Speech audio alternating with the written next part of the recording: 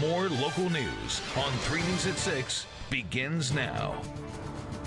A tornado rips through Alice. We're live from the impact zone. Coming up. Our Mike DaSilva has been in Alice for us all afternoon. He's first at 6 with the latest on the cleanup there. Mike? That's right, Joe. We're in the impact zone at Stadium in San Jose. Now, this is the impact zone according to the fire chief. Take a look at all this damage. I mean, you've got trees snapped and cut in half. You've got slabs of wood all over the place. You can see the damage the tornado did to this house right here. You've got shingles all over the place. Some more downed trees over here. You've got a stop sign down. Then take a look at the damage over here done to this fence. I mean, this is Exhibit A in terms of what this tornado did. Mike Obenhouse was eating at IHOP with his friend Omar when they heard the explosion. They say it sounded like a bomb had gone off. Like this morning when this explosion happened, the sheer power of it could be felt at IHOP. That's where folks were having breakfast this morning when they felt this explosion. And it really is an amazing story. First, I want to establish exactly where we are. The natural gas home explosion happened over there, and this was a miracle that this family actually survived this. I spoke with Ashley Wiggins, who lives in this home with her husband and 2 children. And in a moment, we're going to show you some exclusive video of inside the home and show you what it looks like inside the home and all of the destruction that was caused. But take a look outside of the home. There's wood all over the place, nails all over the place. You can see there's a piece of wood up in that tree over there. And the Brooks County Sheriff's Department says this is the most immigrant remains ever found in one day in Brooks County. Today we were given some exclusive access to one of those ranches where remains were found.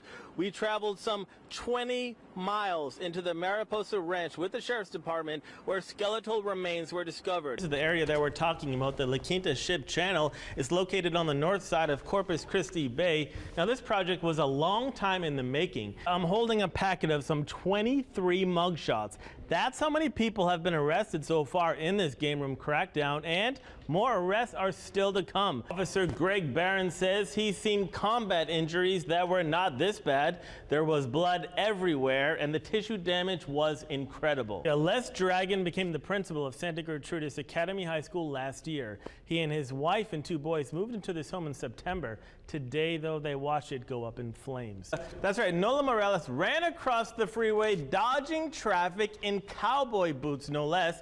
It's truly amazing that she was not hit by a car. I asked her if she was scared at the time that she was going to be hit. Our Mike DaSilva is first at 5 with the details. Rudy and Katia, here's how profitable the game rooms have been so far for the city of Falfurrias. There are some 13 game rooms there with numerous machines inside. The city collects a fee of $1,000 per machine each year. The city clerk says last year the city collected over $300,000 in permit fees, quite a bit of cash. Yet despite the fact that everyone acknowledges that the game rooms are there, there's always a shroud of secrecy surrounding what goes on inside. Do you guys make cash payouts here? No, sir. I'm new here, so please. Can we talk to you? Yeah, no, I'm not gonna talk to anybody. Please. Hello. Are you the manager here? No, she's not here. She's not here? Nope. Do you make cash payouts? No. You don't? Walk out. Are you a customer or do you run both of the game rooms? No. You're a customer? Yeah. Yeah. What's the most amount of money you've ever won? Nothing. Nothing? Nope.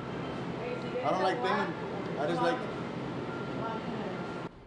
And as you can see there, someone told that last man to stop talking to us. We saw him at 3 game rooms in a row, the same 3 we visited in a row on South St. Mary Street. He appeared to be either shutting the game rooms down or a lookout, letting the other game rooms know we were on the way. And once word got out that we were in town, sure enough, the game rooms shut down and would not let us in. Fortunately, we found some other customers that would talk. Why are these so popular, the game rooms? I don't know. It's better than bingo. I won $1,000. You have? I won 3,000. You won 3,000 at this place? No, Where?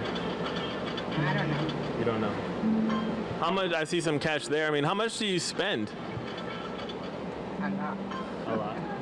Is it worth it? Not really. They are only allowed to operate legally when the machines are used for amusement purposes only. Rudy and Kate. Very good story. The San Patricio County District Attorney has launched an investigation into the management of the fund, and the father of the fallen Marine says he and his wife do not want their son's name associated with this scholarship fund. Our expectations were that the majority of the money would be awarded to Sinton High School graduates. When we learned, among other things, that the scholarships would go to a graduate outside of Sinton High School, we requested that our son's name be removed from any scholarship award. This money was set aside to honor his son, who died in service to our country. And it's only right that we get him the answers that a father deserves. District Attorney Michael Wellborn says he has brought in the Texas Rangers to assist in the investigation. Wellborn says there may be as much as $10,000 missing from the fund that was set up to honor the late Corporal Mark Goyette. Wellborn says it could be foul play at work or just mismanagement. Today we tried to speak with the woman who is in charge of the fund, Donna Thomas. Can I help you? Hi, Donna Thomas. I'm Donna. If this has to do with the scholarship, out the door. It was for a good cause, and if the money's supposed to go to the students, that's where it should have gone. And if it's there, if it's not there, where is it? And that it be investigated without anyone trying to get in the middle of that. The DA says the investigation will simply follow the money trail, find out how the money was spent and why. He says that looks like it will be a paper chase, tracing funds going in and out of a bank account, but he says he will get to the bottom of it. Meanwhile, Donna Thomas told me the truth will come out, as she put it. She denies any wrongdoing and says she's still in charge of that scholarship fund and that there's still $10,000 in it. And she says that money has been switched to another bank. Joe, he has not yet turned himself in or been arrested. Now, the indictments came down late yesterday afternoon, and as I found out today in Kingsville, lots of folks, including those closest to Mr. Macareno, were apparently unaware of that development, as we were the bearer of that bad news. Now, that certainly was the case at the offices of the Kingsville ISD. The assistant superintendent there said that she was not aware that Macareno had been indicted and that my bringing it to her attention was the first time she was hearing of it. That was also the case with Macareno's wife, Myra. She told us she was also unaware her husband had been indicted and that she was hearing so for the first time from us. Now, we went in search of Mr. Macareno himself at both of his businesses in town, but he was not there at Pure Platinum Gym and Fitness or at Macareno's Signs, which is right across from Clayburg Elementary School. We did, however, catch up with Rudy Macareno's brother, Johnny, who gave us his reaction to the indictments. I think they're false accusations, you know. I know my brother. I know he wouldn't do anything like that.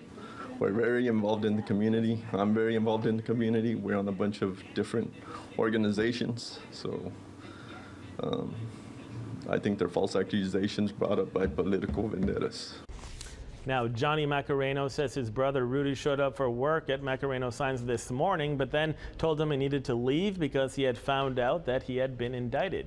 Now, we're told District Court Judge Angelica Hernandez has set bond on count 1 at $50,000 and on count 2 at $175,000. And the warrant was issued around 1 o'clock this afternoon, but he's still out there. The prosecutor in this case, District Attorney John Hubert, saying he's extremely pleased with the outcome and the sentence. We, the jury, having found the defendant, Rudy Macareno, guilty of the offense of aggravated sexual assault.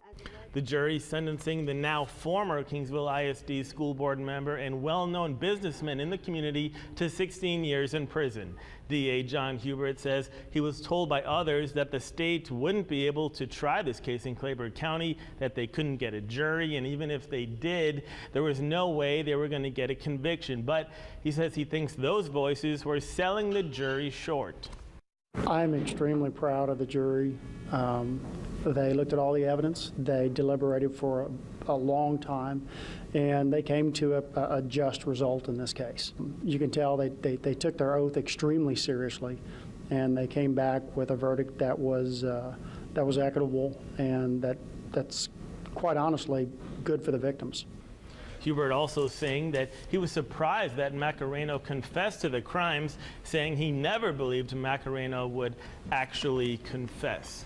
As for the probation sentence, it will run concurrently, which means it will apply while Macareno is in prison serving those 16 years. Rudy and Katia?